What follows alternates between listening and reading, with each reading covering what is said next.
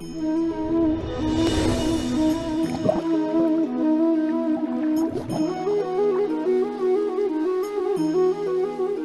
संसार में आने वाला प्रत्येक बालक संपूर्णतः संस्कार रहित होता है। उसके अंतर पर ना किसी अच्छे संस्कार के चिन्ह अंकित होते हैं, ना ही बुरे संस्कार के। अर्थात जन्म से बालक में ना कोई गुण होता है और ना ही कोई दोष। तो ये दोष अथवा गुण किस प्रकार प्राप्त होते हैं, क्या हमने कभी विचार किया है?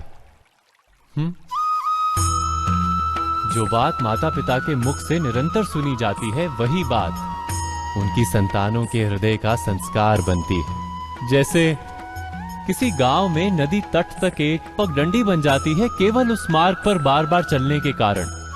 अर्थात माता पिता के हृदय की इच्छाएं उनकी संतानों के हृदय का दोष अथवा गुण बनकर जन्म लेती हैं। क्या ये सत्य नहीं?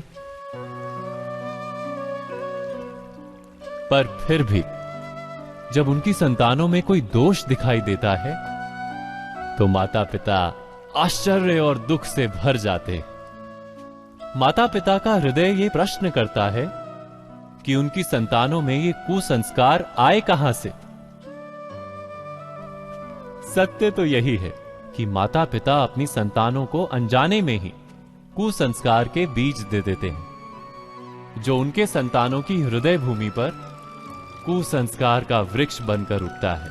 अर्थात अपनी संतानों को सुसंस्कारी और धर्ममय बनाने की आशा रखने वाले प्रत्येक माता पिता को प्रथम अपने हृदय की इच्छाओं पर अंकुश रखना क्या अनिवार्य नहीं?